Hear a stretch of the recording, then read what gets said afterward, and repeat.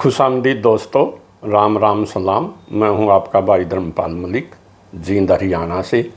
भाइयों, आज मैं आपको एक छोटी सी कहानी सुनाऊंगा। देश के जैसे हालात हैं, जैसी देश में राजशाही है, उस पे ये स्टिक बैठती है आज के हालात के ऊपर। कहानी इस प्रकार से है। एक बार एक शहर के अंदर एक व्यापारी रहता था और उसका एक होटल था। और व्यापारी जो नहीं, उस होटल के अंदर 5 रुपये की एक रोटी बेचता था। उसको उस रोटी की कीमत बढ़ानी थी, लेकिन बिना राजा की अनुमति के कोई भी अपना दाम नहीं बढ़ा सकता था। लिहाजा राजा के पास व्यापारी पहुंचा और बोला, महाराज, मुझे रोटी का दाम 10 रुपये करना है। राजा बोला, तुम 10 नहीं 30 रुपये करो। व्यापारी बोला, महाराज, इससे तो शहर में हाहाकार मच जाएगा। राजा बोला, इसकी चिंता मत करो, तुम 10 रुपये दाम कर दोगे तो मेरे राजा होने का क्या फ़ायदा। तुम अपना फ़ायदा देखो और 30 रुपये दाम कर दो। अगले दिन व्यापारी ने रोटी का दाम बढ़ाकर 30 रुपये कर दिया। शहर में हाहाकार मच गया। तभी सारी जनता राजा के पास पहुंची।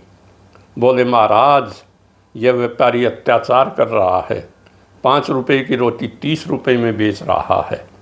राजा ने अपने सिपाहियों को बुलाया, अपनी ईडी को बुलाया,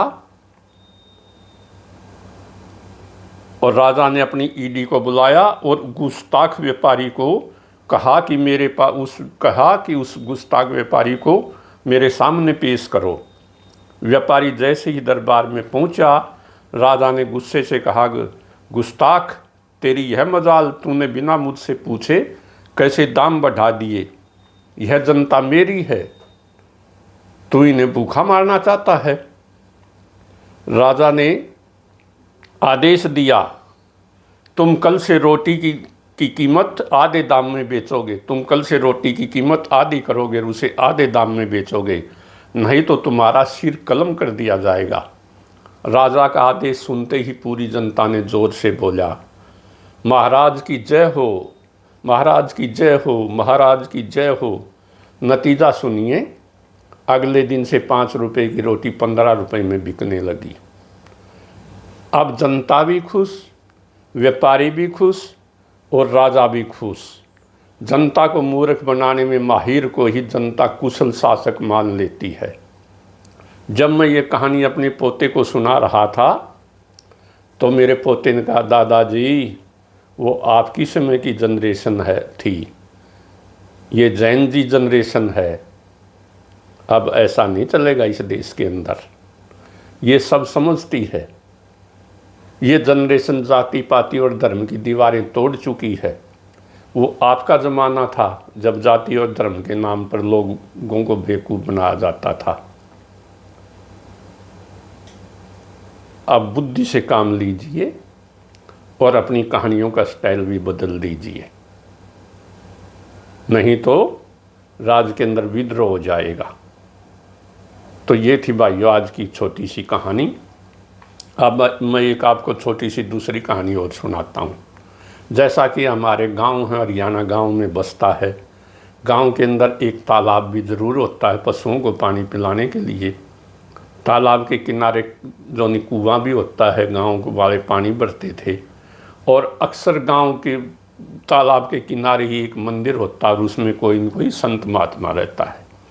इसी प्रकार एक बहुत बड़ा गांव था, उसमें एक मंदिर भी था और उस मंदिर में एक संत महात्मा भी रहते थे जो बड़े महात्मा थे। थोड़ा बहुत 2-4 रोटी अपने गांव से ले आते, थोड़ा बहुत आटा बना के खा लेते, भगवान की पूजा करते थे और मंदिर के अंदर पेड़ पौधे लगाते थे और सफाई का ध्यान रखते थे। बड़े पॉजिटिव माइंड के आदमी थे। और अक्सर उस समय तालाबों के अंदर नहाया करते थे। तो संत जी भी सुबह उठ के तालाब में नहाते, फिर भगवान का नाम लेते, मंदिर में पूजा करते। तो सुबह सुबह वो नहाने के लिए गए और दूसरे गांव के बूढ़े भी आ जाया करते थे नहाने के लिए। उस समय ये था, एक फैशन था। तो उन्होंने देखा एक बिच्छू तालाब के अंदर पड़ा हुआ है। उन्होंने बिच्छू को निकालने के लिए अपनी हथेली अड़ा दी। बिच्छू ने डंक मारा, दर्द से फिर जो हथेली हिली और बिच्छू नीचे गिर गया। संत ने फिर हथेली फंसा दी बिच्छू को निकालने के लिए। बिच्छू ने फिर डंक मारा और उसको दर्द हुआ, हाथ हिला, फिर बिच्छू नीचे गिर गया। फिर तीसरी बार फिर संत ने जो नहीं वो बिच्छू को, जान को तो उसने हर हालत में बचाना था बिच्छू को, उसने फिर हथेली अड़ाई, बिच्छू ने फिर डंक मारा। यही वहाँ एक नहाने वाला दूसरा आदमी देख रहा था। उसने कहा, महात्मा जी आपके दिमाग में गड़बड़ है, आपको पागल कुत्ते ने काट रखा है, आप क्यों ये बार बार आपको डंक मार रहा और आप इसे क्यों निकाल रहे हो।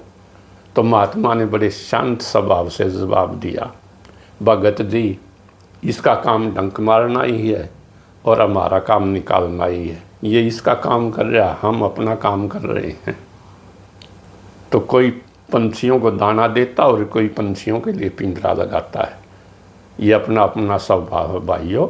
इसलिए आदमी को अपना स्वभाव, अपनी नेचर, अपनी प्रकृति, पॉजिटिव सोच कभी भी नहीं छोड़नी चाहिए, दुनिया चाहे कुछ भी कहे।